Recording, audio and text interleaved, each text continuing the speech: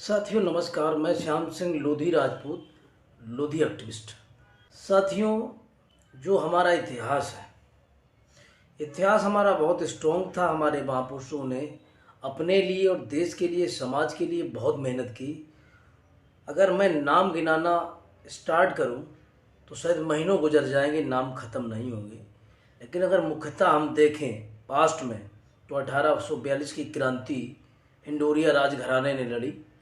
महाराजा हृदय शाह लोधी, राजा किशोर सिंह लोधी, जोरावर सिंह, बिनोका के अर्जुन सिंह, महतो अमर सिंह लोधी कोहान, महारानी बिरागना अवंतीबाई, जिन्होंने राज परिवार पूरा सब कुछ देश के लिए त्याग दिया। लेकिन आज की जो हमारी स्थिति है वो इतनी दयनीय हो गई है, इतनी विडंबनापूर्ण हो गई है कि शब्द नहीं हमारे लिए।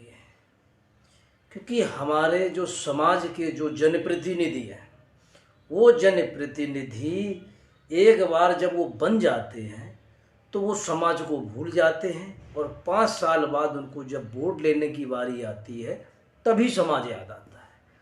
तो सबसे बड़ा तो बेड़ा गर्क हमारे जनप्रतिनिधि कर रहे हैं। और 5 साल बाद जब वोट फिर लेने की बारी आती है तो यही जनप्रतिनिधि आपके सामने आएंगे, आपसे हाथ जोड़ेंगे, आपसे वोट मांगेंगे, आपको रेफरेंसेस देंगे। तो समस्या ये है कि 5 साल तक इनको हम याद नहीं रहते हैं, 5 साल के बाद इनको हम याद आते हैं और 5 साल हम इनको याद करते हैं। तो सबसे बड़ी गंदगी ये है कि लोगों का अपने जनप्रतिनिधियों से विश्वास उठ चुका है। दूसरा, अगर कोई व्यक्ति राजनीतिक स्तर पर पार्टी बना के खड़ा भी होता है तो भी लोग उसको सपोर्ट नहीं करते हैं, कि लोगों की जो भावनाएं होती हैं वो अपने पुराने जनप्रतिनिधियों से जुड़ी हुई होती हैं। लोग उनको मानते हैं कि साहब फलाने हमारे तो है और मैं तो उन्हीं के हिसाब से वोट दूंगा। मैं ये कहता हूं कि आप जितने भी जनप्रतिनिधि चुनते हैं, वो भारतीय जनता पार्टी में हो, समाजवादी में हो, कांग्रेस में हो, सपा में, बसपा, कहीं भी हो, उन जनप्रतिनिधियों की जवाबदेही बनती है। उन जनप्रतिनिधियों को ब्राह्मण वर्ग से शिक्षा लेनी चाहिए कि वो किसी भी पार्टी में रहें, लेकिन अगर समाज के किसी व्यक्ति पर कोई दिक्कत आती, कोई मुसीबत आती है, तो वो लोग इकट्ठे होकर आवाज़ बुलंद करते हैं। तो मैं वही चाहता हूं कि आप किसी भी पार्टी की सेवा करें, किसी भी पार्टी के आप जनप्रतिनिधि हों, लेकिन जब अपने समाज की समस्या हो तो उसके आप साथ खड़े हो, उसका सहयोग करें। आप किसी भी पार्टी की सेवा करो, आप किसी भी पार्टी में रहो, आप किसी भी क्षेत्र से चुन के जाए, लेकिन जब अपने लोगों के साथ कोई मुसीबत हो, ऑल ओवर हिंदुस्तान, पूरे हिंदुस्तान का कोई भी विधायक हो, कोई भी सांसद हो, कोई भी जनप्रतिनिधि हो, अगर देश में किसी भी जगह पर किसी भी अपने स्वजाति बंधु की कोई समस्या है, उसके साथ आप खड़े हो, तो आप वास्तविक मायने में जनप्रतिनिधि हैं। और जिनके आप रोज फूल माला चढ़ाते हो ना, हर बलिदान दिवस पर, हर जन्म दिवस पर, जिनको आप कहते हो हमारे वो आदर्श है, उनके आदर्श आप तभी सही मायनों में आप उनके वारिस बन सकते हो। उनकी जो भावनाएं थी, जो जिसके लिए उन्होंने अपने आप को बलिदान किया, तब माने जाओगे जब आप पूरे देश के लोगों के साथ आप खड़े होगे। हमारे समाज का व्यक्ति कहीं भी हो, आप उसकी हर बात सुनोगे। ऐसा नहीं नंबर साहब मिल गया, नंबर मिलने के बाद घंटी लगा रहे, साहब पिए अभी बात कर रहे हैं, और 2 घंटे बाद, 3 घंटे बाद। मैंने कईयों को फ़ोन किया है, साहब पिए के पास फ़ोन है, हाँ बात करा दूंगा, ये है वो है। अरे क्या बताऊं भाई साहब, 6-6, 7-7 साल भर हो गए, कभी जवाब ही नहीं मिला। तो समस्या ये है कि ये जो समाज की व्यक्ति है, ये समाज की लोगों की भावनाओं के साथ खेलते हैं और समाज का सिर्फ दोहन करते हैं, शोषण करते हैं, समाज के काम नहीं आते। वो दिखावा करने के लिए बहुत सारे लोग खड़े लाइन में।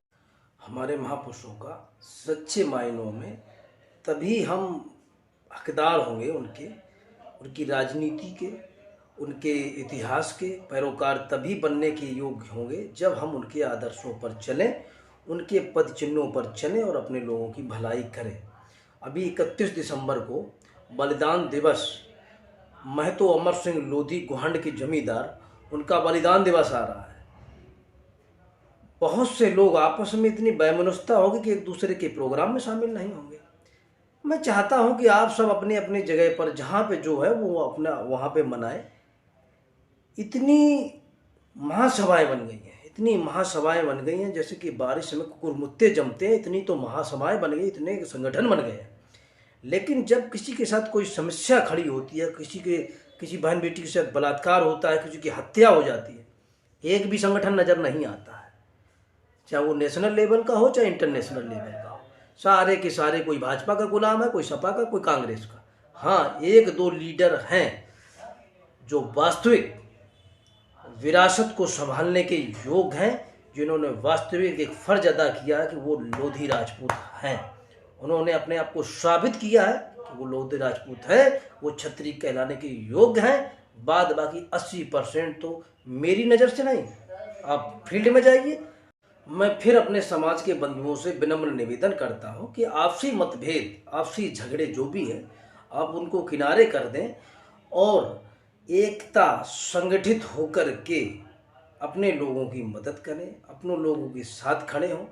हमें राजनीतिक, सामाजिक और आर्थिक रूप से मजबूत एक होने की आवश्यकता है, संगठित होने की आवश्यकता है, ताकि भविष्य में हमारी आने वाली पीढ़ियां गर्व से कह सकें कि हम लोधी राजपूत हैं।